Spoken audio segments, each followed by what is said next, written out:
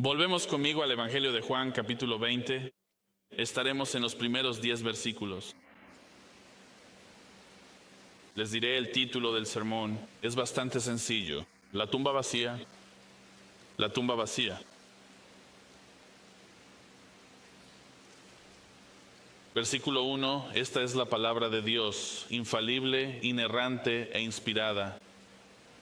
El primer día de la semana, María Magdalena fue temprano al sepulcro, cuando aún estaba oscuro, y vio que la piedra ya había sido quitada del sepulcro. Entonces ella corrió y fue a Simón Pedro y al otro discípulo a quien Jesús amaba, y les dijo: Han sacado al Señor del sepulcro y no sabemos dónde lo han puesto. Así que entonces Pedro y el otro discípulo salieron y fueron al sepulcro, y los dos corrían juntos. Pero el otro discípulo corrió más rápido que Pedro y llegó primero al sepulcro, e inclinándose miró dentro. Vio las vendas de lino allí puestas, pero él no entró. Entonces también llegó Simón Pedro siguiéndolo, y entró en el sepulcro, y vio las vendas de lino allí puestas, y el sudario que había estado sobre su cabeza, no puesto con las vendas de lino, sino enrollado en un lugar aparte. Entonces el otro discípulo, que había llegado primero al sepulcro, también entró y vio y creyó, porque aún no entendían la escritura, que era necesario que él resucitara de entre los muertos. Así que los discípulos volvieron otra vez a sus casas. Ora conmigo. Padre, venimos ante tu palabra esta mañana buscando oírte, buscando entender este pasaje tan maravilloso, entendiendo plenamente que este es, sin duda alguna, el glorioso y esperado desenlace de la muerte de tu propio y amado Hijo. Así que oro ahora que al mirar esta porción de la Escritura, tú nos hables. Queremos escuchar al Señor. Queremos ser enseñados por el Espíritu Santo. Queremos entender. Queremos comprender la narrativa. Queremos estar aquí mismo para observar e investigar junto con estos discípulos, y al hacerlo, que también lleguemos a creer, que creamos, pero también que creamos más profundamente y ampliamente estas verdades, que nuestra fe se eleve y que tú nos transformes. Por este motivo nos reunimos. No nos reunimos simplemente para formar comunidad, sino que nos reunimos para la transformación. Utilicen este tiempo para el propósito que les pedimos en nombre de Cristo. Amén. Esto tiene un subtítulo, La tumba vacía, y yo diría que ese subtítulo es la evidencia de la resurrección. Cuando consideramos el Evangelio y lo que logra en nuestras vidas, no sé si te lo preguntas a ti mismo, o si cuando lees pasajes de las Escrituras te preguntas al texto: ¿por qué está escrito esto? O te preguntas, bueno, ¿qué es lo que realmente se está logrando aquí? No solo en la realidad que podemos observar, sino también quiénes son exactamente estas personas de las que estamos hablando, ¿verdad? Y luego la otra pregunta que me haría es: ¿sería capaz de defender la veracidad de lo que está ocurriendo aquí? Considero las implicaciones de la resurrección, porque es aquí donde nos encontramos ahora durante los próximos capítulos. El enfoque central de todo lo que exploraremos de aquí en adelante es la resurrección. ¿Podría explicar las implicaciones de la resurrección? ¿Podría explicar qué es lo que produce en la persona que cree? Recuerdo las palabras del propio Pablo, y en 1 de Corintios 15 pueden buscarlo, pero en 1 de Corintios 15 él comienza a tener esta conversación con la iglesia de Corinto. Él empieza a presentar argumentos a favor de la resurrección, y para ser claros, los argumentos que está haciendo son sobre la resurrección de todos los que creen, no necesariamente o principalmente sobre la resurrección de Cristo. Pero también es fundamental entender que si Cristo no ha resucitado, como dice aquí en el versículo 14, si Cristo no ha resucitado, entonces nuestra predicación es en vano y también vuestra fe es en vano. Así que esta es la realidad de estas cosas. La centralidad de todo el cristianismo es el hecho de que Cristo no está muerto en este mismo momento. Él resucitó de entre los muertos y vive para siempre. Escuchen lo que dicen estos 3 versículos que voy a compartir. El versículo 14, que ya leí, el versículo 15 dice: y somos hallados falsos testigos de Dios, porque hemos testificado de Dios que Él resucitó a Cristo, a quien no resucitó, si en verdad los muertos no resucitan. Y en el versículo 17, y si Cristo no ha resucitado, vuestra fe es vana, aún estáis en vuestros pecados. ¿Qué dice aquí? ¿Cuáles son las implicaciones de la resurrección? Primero, lo que estoy haciendo ahora mismo en este púlpito. Él dice que si Cristo no ha resucitado, esto no tiene valor alguno. Mi discurso, mi sermón, no tiene ningún valor para ustedes, y peor aún, dice que entonces yo soy hallado como un falso maestro, porque estoy diciendo algo que Dios no ha hecho. Y luego dice, continúa y sigue adelante. Y ustedes, sentados frente a mí, si Cristo no ha resucitado, entonces su fe tampoco tiene valor alguno. Y quedan al final en el estado de su pecado. Y están destinados eventualmente a vivir en su muerte la consecuencia del pecado todavía. Pero Él ha resucitado, ¿verdad?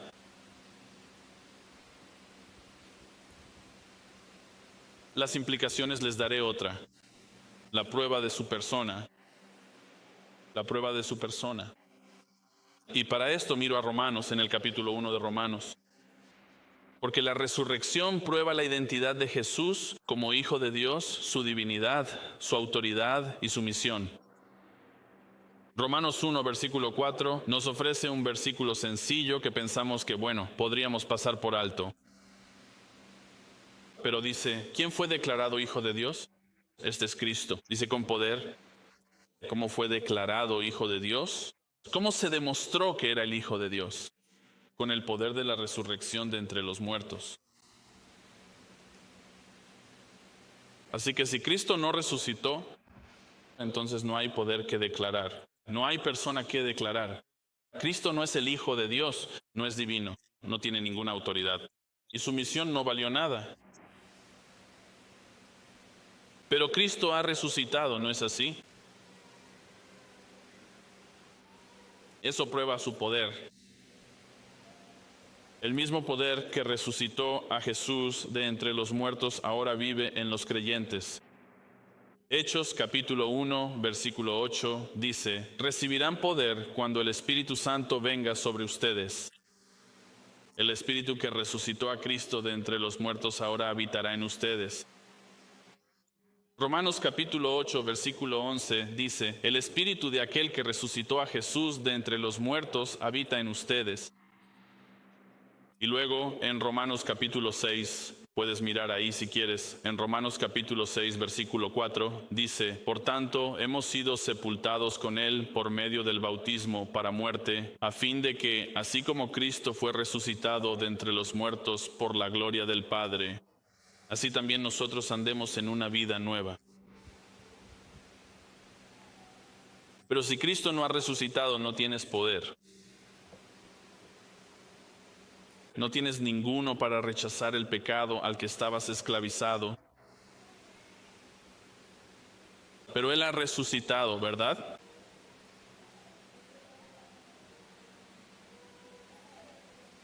Y en Cristo, siendo el anticipo de nuestro propio modelo, volviendo a 1 de Corintios capítulo 15, Cristo es el anticipo de este mismo modelo. En el versículo 20 dice, pero ahora Cristo ha resucitado. Después de que Él presenta este argumento diciendo, déjame decirte las implicaciones de lo que sería cierto.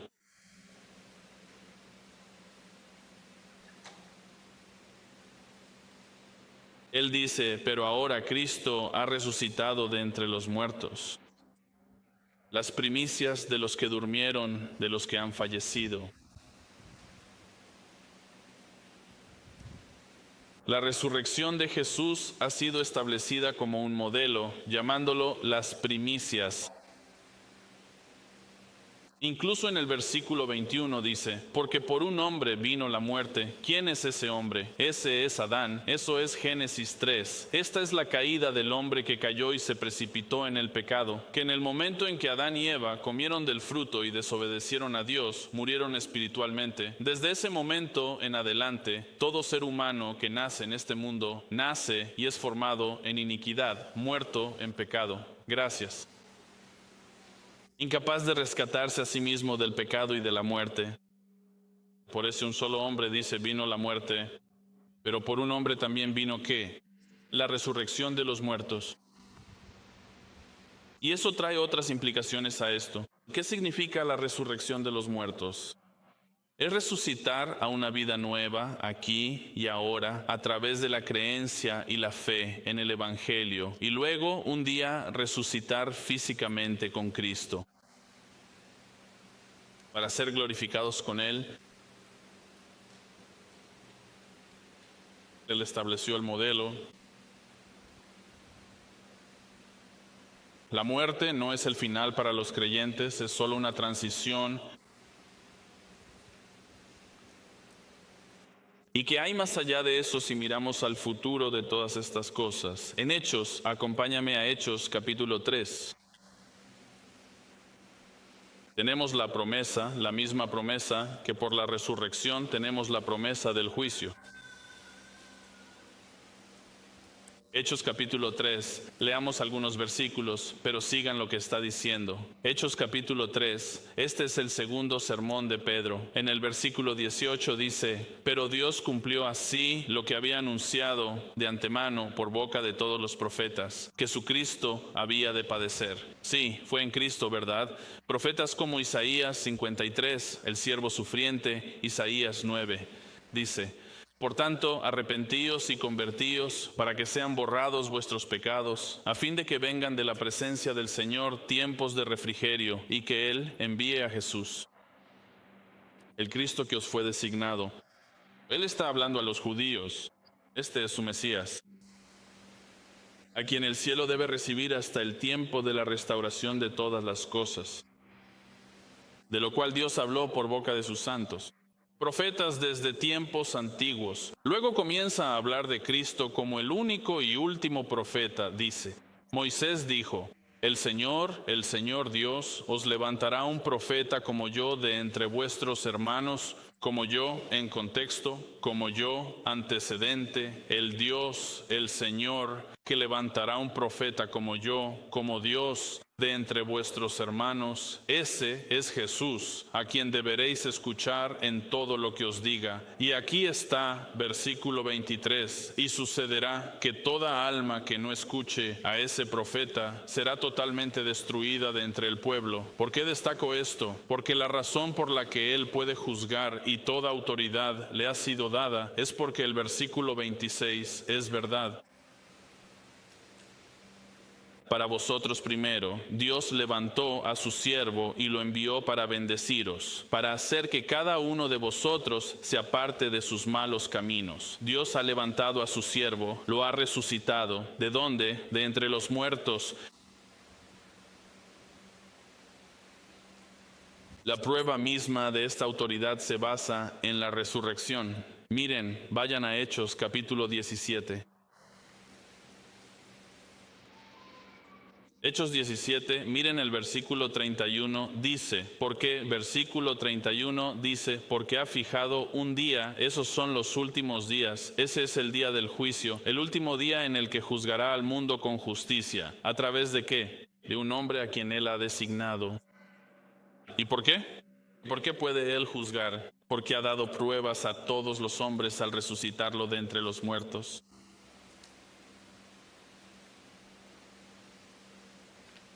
La resurrección importa. Tiene implicaciones para el aquí y el ahora. Si no crees, eso tiene implicaciones para ti ahora mismo. Tiene implicaciones para la iglesia misma y para vivir esta vida, este poder de resurrección que ahora habita en ti. Y tiene implicaciones escatológicas hasta el final. Pero la mayor de estas implicaciones, yo diría que la evidencia también, es lo que viene solo por la fe. Romanos 10, versículo 9. ¿Ya conoces este versículo?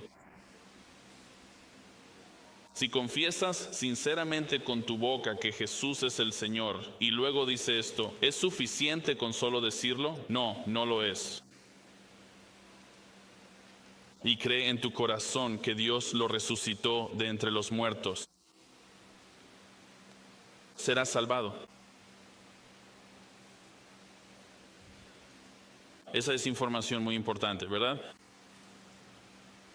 La resurrección es vital para la fe salvadora. Y nuestra narración describe la respuesta honesta, quiero que entiendan esto, describe la respuesta honesta y humana a esas evidencias. Que Cristo ha resucitado, en verdad, que Cristo está vivo. Y estas cosas no están pintadas a la perfección. Están pintadas de una manera que voy a explicar más adelante, como si estuvieras allí. Como si tú, ¿cómo responderías? Así que tengo 3. Esta mañana 3 puntos principales y son sencillos. Primero, la piedra. Segundo, la sospecha. Y tercero, el sudario.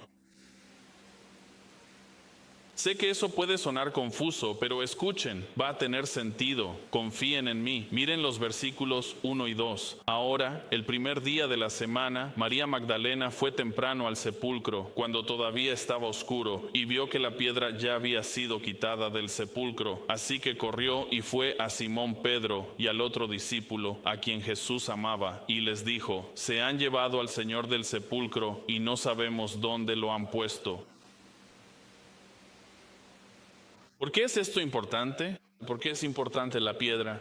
Estás pensando, esto parece tan ridículo, ¿verdad? ¿Por qué esta piedra que cubría la tumba puede parecer poco importante? Un detalle sin importancia. Pero gran parte de la narrativa gira en torno a la piedra. Así es. Todos los evangelios la mencionan y su importancia para la resurrección. Recuerdo que MacArthur dijo una vez, él dijo, oye, le preguntaron, ¿cuál fue tu primer sermón? Él respondió, prediqué sobre Juan 20. Y el título de su sermón sobre este pasaje fue, Dios quitando las piedras de tu vida. Y me hace reír. Es como si el primer sermón de MacArthur hubiera sido un sermón horrible. Y se basaba en esta piedra. Es gracioso. ¿Piensas en apartar las piedras de tu vida? ¿Ese es el punto principal del pasaje? No, no lo es.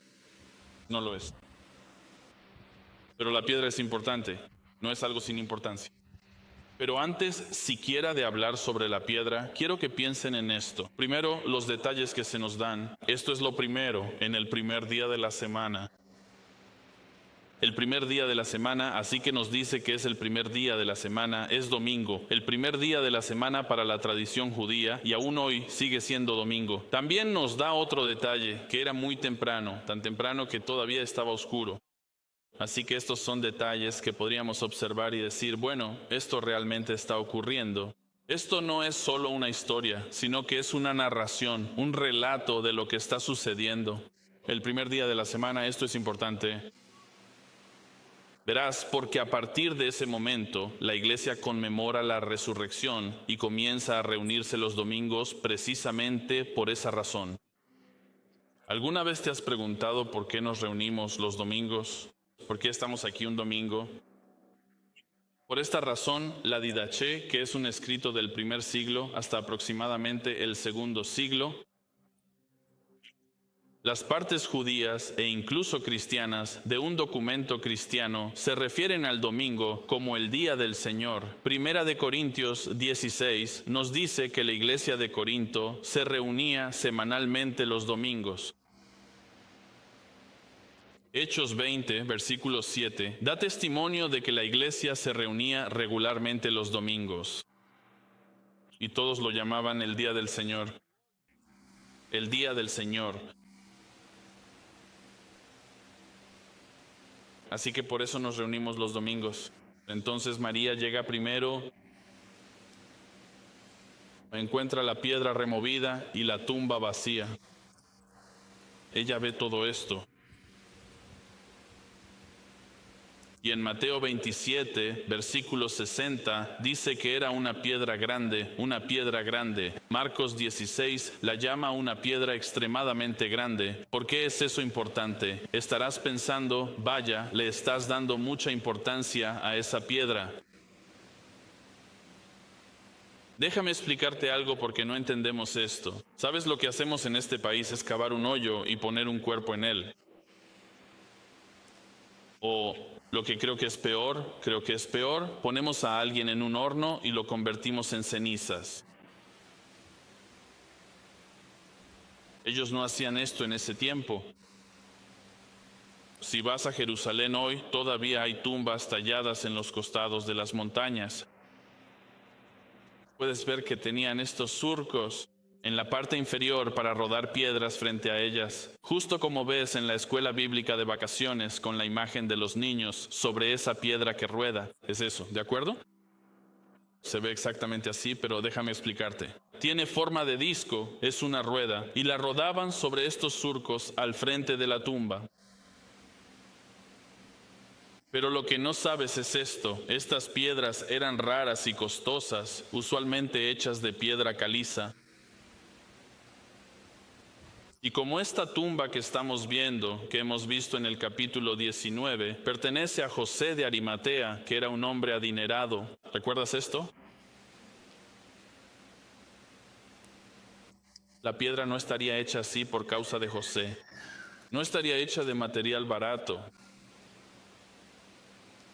Entonces, ¿qué significa eso? La piedra típica en esa época mediría entre 4 y 6 pies de alto. Quizás incluso sería del lado más bajo, tal vez más cerca de 4 o 5 pies. ¿Por qué lo sabemos?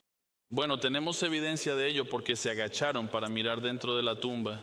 ¿Ves eso cuando lo dice Juan?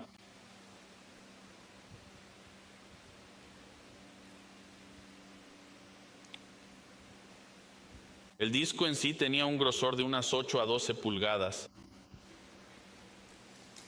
Así que esa piedra habría pesado entre 1 y 2 toneladas. Ahora, ¿eso importa? Ellos rodaron esta piedra frente a esto, 1 o 2 toneladas. Por eso incluso las mujeres preguntaron en Marcos 16:3, dice, ¿quién nos quitará la piedra de la entrada del sepulcro? ¿Sabes por qué preguntaron eso? Porque ellas no podían hacerlo. No iban a poder hacerlo. Y al abrir esta tumba, no recibirían ayuda de los guardias que estarían allí. No esperaban que ellos ayudaran en absoluto.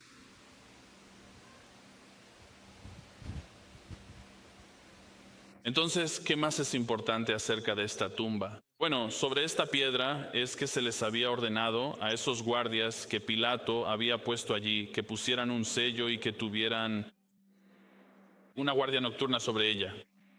¿Alguna vez has visto esto?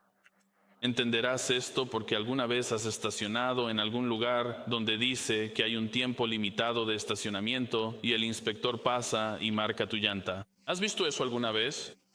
Marcan tu llanta, es solo una línea vertical, así que cuando regresan, si solo moviste tu auto un poco más adelante y la línea está inclinada, entonces saben que el sello no se ha roto y no te pondrán una multa, incluso si lo moviste como 15 centímetros. Así que entiendes la idea. Pusieron ese sello para que si alguien intentaba mover la piedra, nadie pudiera salirse con la suya. Y además, romper ese sello conllevaba un castigo severo. Ocurrieron tantas cosas esa noche alrededor de esta tumba y esta piedra. ¿Qué sucedió? Durante la noche, en Mateo 28, versículos 2 al 4, se nos da un relato que la tierra tembló, hubo un terremoto, y dentro de ese terremoto se ven llegar ángeles,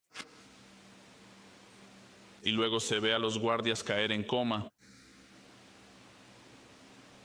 Por lo tanto, la tierra tiembla de repente, los guardias quedan atónitos por completo, y esta piedra es removida.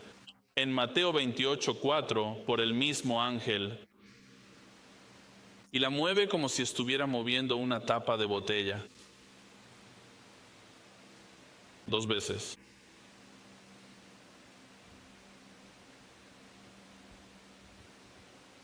Con poco esfuerzo, el ángel suavemente quita la piedra. Así que incluso la remoción de la piedra, escucha, incluso la remoción de la piedra fue una secuencia de milagros ocurriendo en ese momento.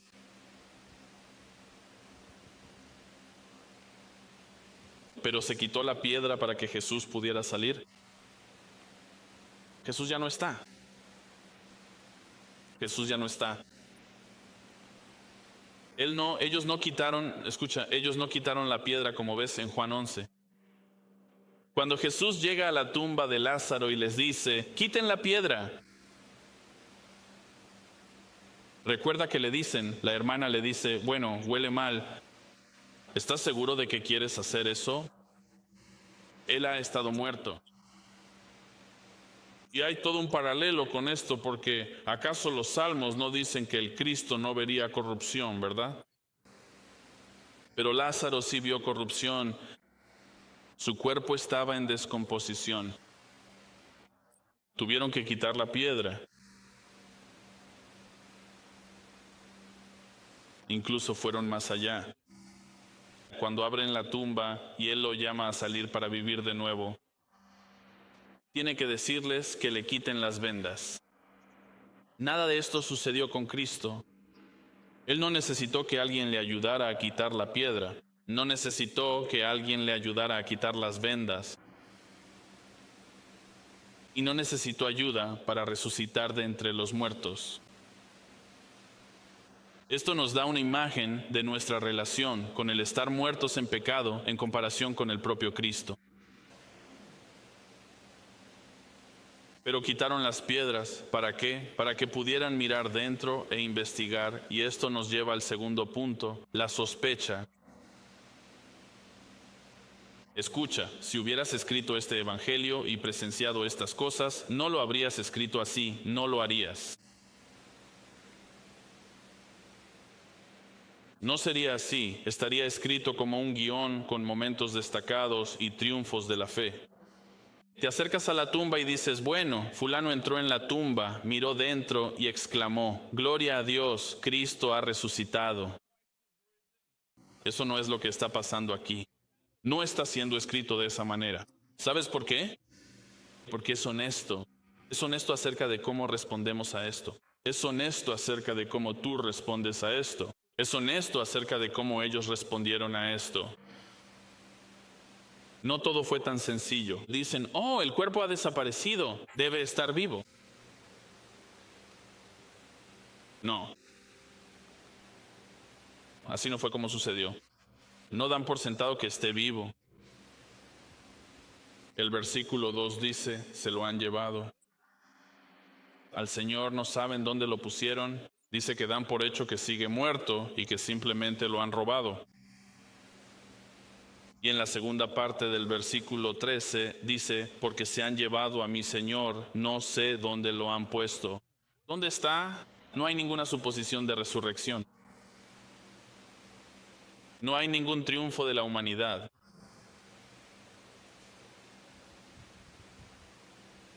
Todavía hay tanta falta de fe.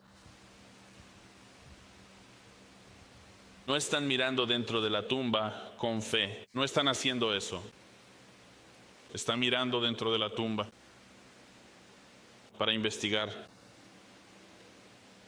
Sospecha, e incluso diría aprensión. Miren el versículo 3. Dice, entonces Pedro y el otro discípulo salieron, porque recuerden, María Magdalena fue. Vamos a relatar correctamente esta historia. Ella fue, vio la tumba que estaba vacía. Corre de regreso para contarles a los discípulos. Y luego los discípulos. En el versículo 3 dice, y ellos iban hacia la tumba. Dice que los dos corrían juntos. Y el discípulo corrió más rápido que Pedro y llegó primero a la tumba. Eso es lo único honesto que diría. Yo también lo escribiría si fuera más rápido que Pedro. Yo lo señalaría. Es como si lo hubiera dejado atrás. Y los dos iban juntos, dice, y el otro discípulo corrió más rápido que Pedro y llegó primero a la tumba. Pedro y Juan. Yo llamaría a esto, si tuviéramos que ponerle un título a un sermón que no sería bueno, sería Juan poniendo el turbo, ya sabes. Pero ¿sabes qué veo yo? Esto es lo que yo también veo. Él cuenta que fue más rápido y luego dice esto. No sé si te diste cuenta de esto. Versículo 5. Se agachó para mirar y al mirar adentro, ¿sabes lo que no hizo? No entró. Dice en la última parte de los versículos, pero él no entró, llega primero, pero no entra.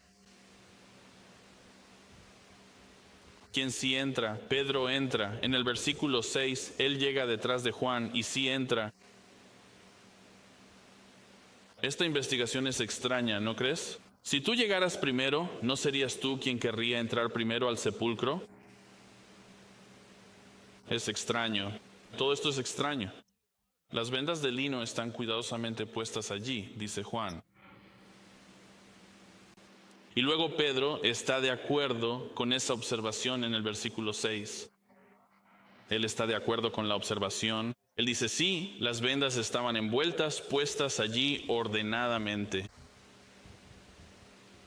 Todo esto es un poco extraño.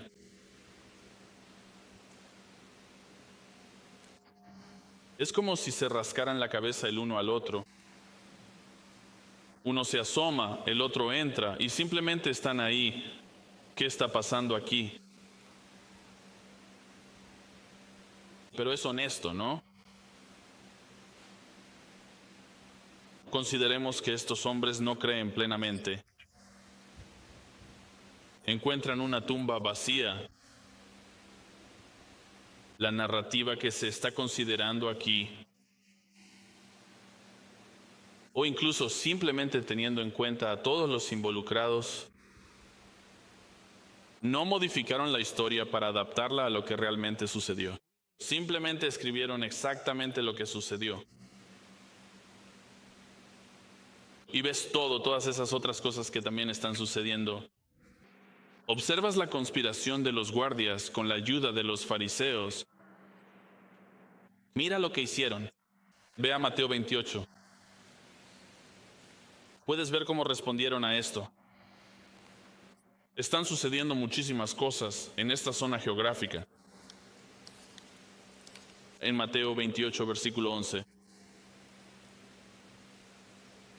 Es ahora cuando están de camino. Según cuenta, algunos de los guardias entraron en la ciudad e informaron a los sumos sacerdotes de todo lo sucedido. ¿Qué había sucedido? La tierra tembló y quedaron inconscientes. Y el cuerpo había desaparecido. Versículo 12. Y cuando se reunieron con los ancianos y deliberaron juntos, dieron una gran suma de dinero a los soldados. Les dice, miren, aquí tienen dinero para que guarden silencio. Aquí tienen un soborno. Nosotros les vamos a dar la versión de los hechos. Nosotros les vamos a decir lo que deben contarle a la gente. Dijeron en el versículo 13, ya digan que sus discípulos vinieron de noche y lo robaron mientras dormíamos. Eso es tan absurdo. Sabes, la cosa es esta, pienso mucho en esto. La manera en que funciona la mente depravada, ya sabes, Romanos 1, que ellos traman estos planes y como dicen los proverbios, estas cosas que los malvados desprecian, planes malvados. y hacen estas afirmaciones y estos planes y son tan ridículos y estúpidos, pero no lo saben porque su mente está tan distorsionada por el pecado que dicen cosas como: solo dile a la gente que lo robaron mientras dormías. ¿Quién vio eso? Yo estaba durmiendo una siesta. Puedes decirles: solo miente. No le digas a la gente que hubo un ángel. No le digas a la gente que el ángel simplemente apartó la piedra. No hagas eso. Y luego dice esto: y encubriremos tus huellas. No te preocupes por eso. Vas a obtener algún beneficio económico.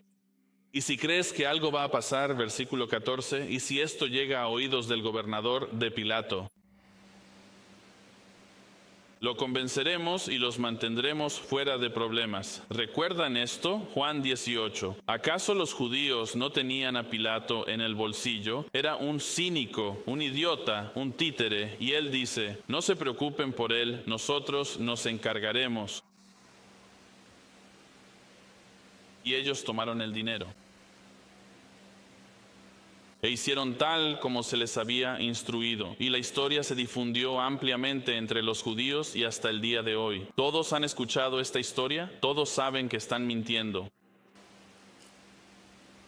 Pero este es el relato que se va a difundir y se considerará verdadero. Regresen a Juan.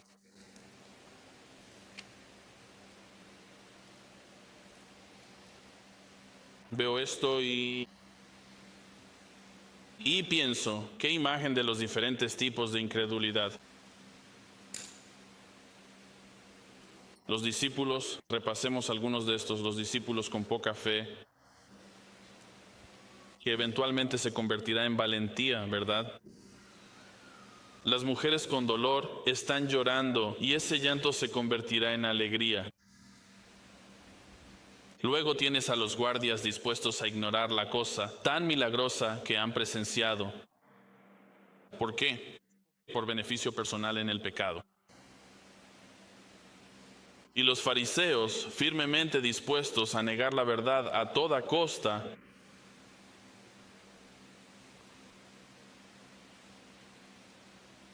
todos estos están rodeando este evento tan, como dije, histórico. La tumba está vacía. Jesús no está allí. Y todos tienen una cosa en común. Todos ellos tienen una cosa en común. No saben dónde está Él. Nadie sabe dónde está Él, ni discípulos, ni mujeres, ni guardias, ni fariseos. Nadie sabe dónde está Él.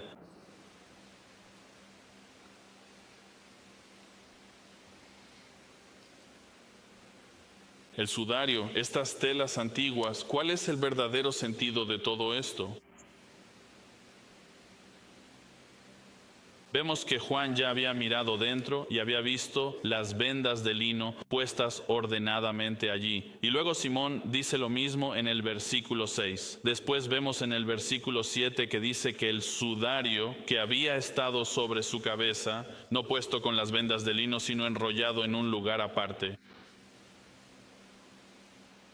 Él vio las vendas de lino y había estas vendas que iban de la cabeza a los pies. Pero luego había una envoltura especial para la cabeza y el rostro que se usaba aparte de las telas generales, los lienzos generales que se usaban para cubrir todo su cuerpo. Y todas estas estaban enrolladas en un lugar aparte. Aquí tienes las vendas de lino de su cuerpo. Y luego dice, pero también está este extraño sudario aquí, solo. Déjenme decirles lo que no voy a decir, y es que no creo que el sudario que se exhibe hoy en día sea el sudario que estuvo sobre el rostro de Jesús. Creo que ese sudario es un fraude, ¿de acuerdo? Pero eso no me importa. De lo que deberíamos preocuparnos es simplemente de lo que las Escrituras dicen sobre estas cosas. Así que esto nos lleva a considerar que si alguien, y aquí está la importancia de esto, si alguien, incluso los guardias, quisiera robar el cuerpo de Jesús, incluso si realmente quisieran robar su cuerpo, no lo habrían mantenido bien envuelto en esas vendas para llevárselo de manera ordenada. Sería más fácil. Y lo curioso es que están acusando a los discípulos de robar el cuerpo, y luego las mujeres y los propios discípulos piensan que los soldados robaron el cuerpo. Todos piensan que ellos robaron el cuerpo. Pero lo único que sí hicieron bien fue que miraron para investigar y vieron una de las mayores evidencias de que Cristo está vivo. Que esas vendas están simplemente colocadas allí de manera ordenada.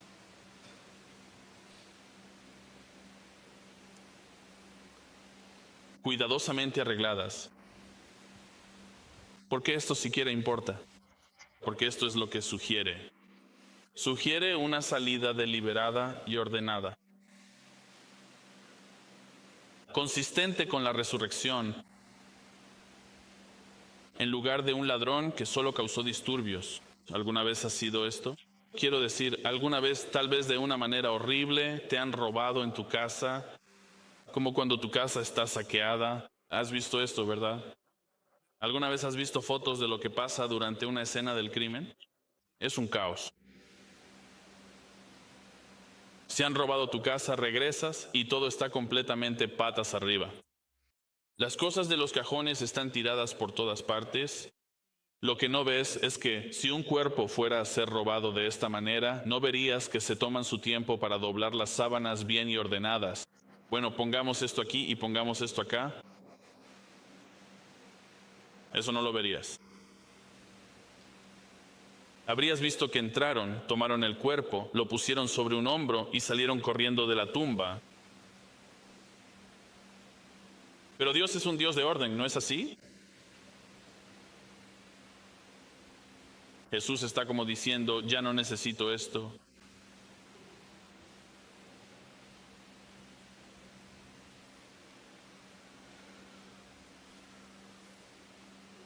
Incluso las sábanas dobladas y ordenadas contradicen la narrativa de los fariseos, ¿no es así?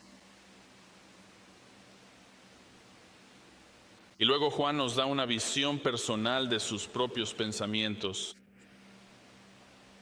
Sus propios pensamientos sobre lo que ve al observar todo esto.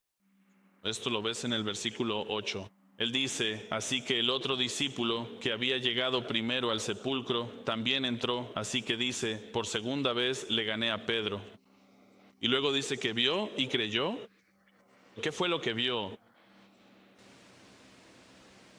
Versículo 7, las sábanas y el sudario colocados.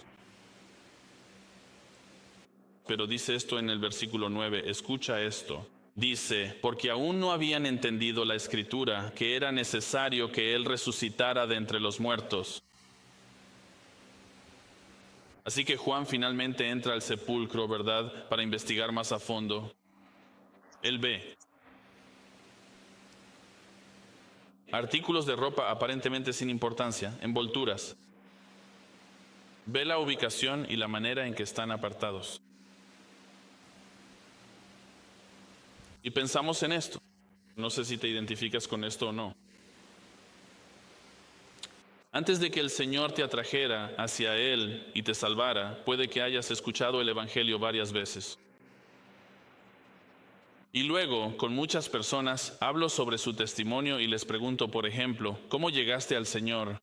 Y a veces me cuentan historias muy extrañas. Cosas como estas.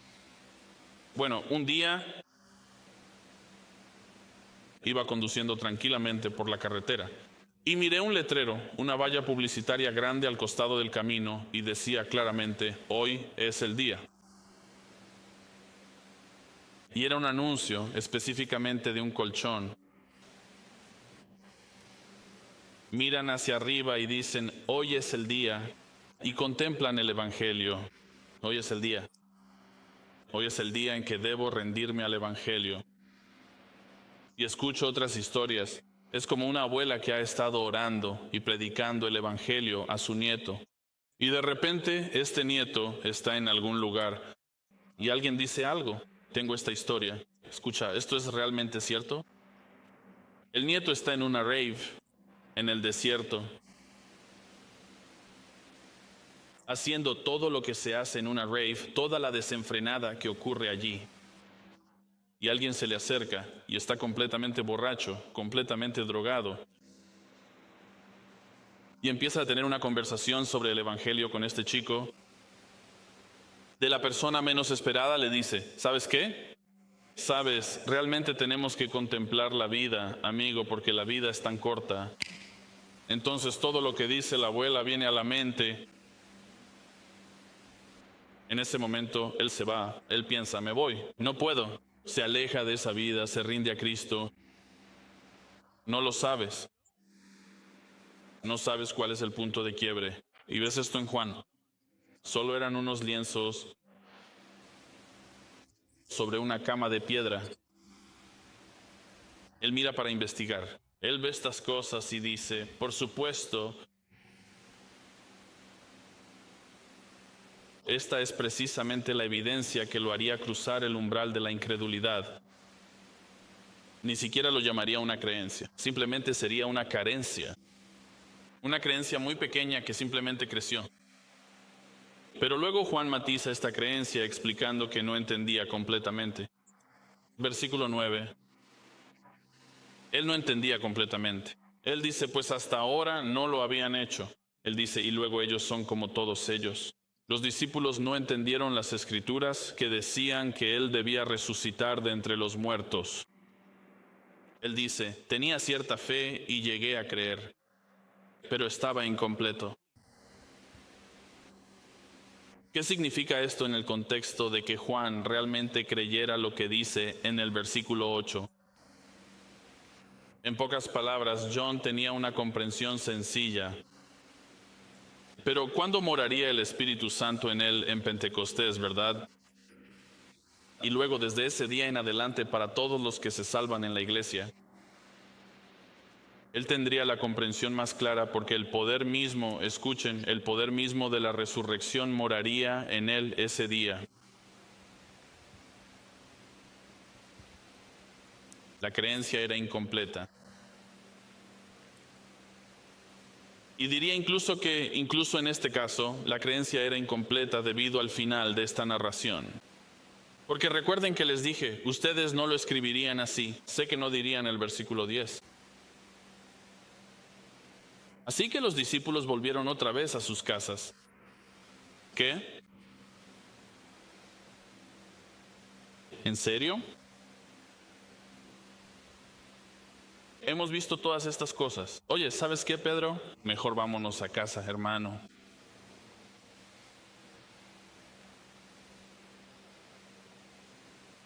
Así somos nosotros, ¿verdad? Lo sé porque, escuchen, incluso algunos aquí que están sentados y que no han llegado a creer en el Evangelio, eso es lo que van a hacer cuando se vayan de aquí, ¿no es así? Escuchas el Evangelio, escuchas las implicaciones sobre la resurrección de Cristo, escuchas lo que Él desea hacer al redimir tu alma, y entonces, ¿qué vas a hacer? Y luego nos fuimos a casa. Oh, y luego nos fuimos a almorzar, ¿verdad? Es un final extraño, ¿no? Pero en realidad no lo es, porque así somos los humanos. Así que para terminar, les digo esto. Pronto estos discípulos no solo entenderán completamente el significado de la muerte de Jesús, sino que también comprenderán plenamente el significado de su resurrección. Y lo entenderán claramente porque el poder estará en sus vidas. Verán, la propia piedra reveló el poder de Dios. La sospecha de los discípulos reveló la prueba de la resurrección. Y la chispa de fe que tiene Juan revela la misma presencia de Dios entre aquellos que creen. Pero la pregunta es, ¿cómo responderás tú? ¿Qué harás con el Salvador resucitado?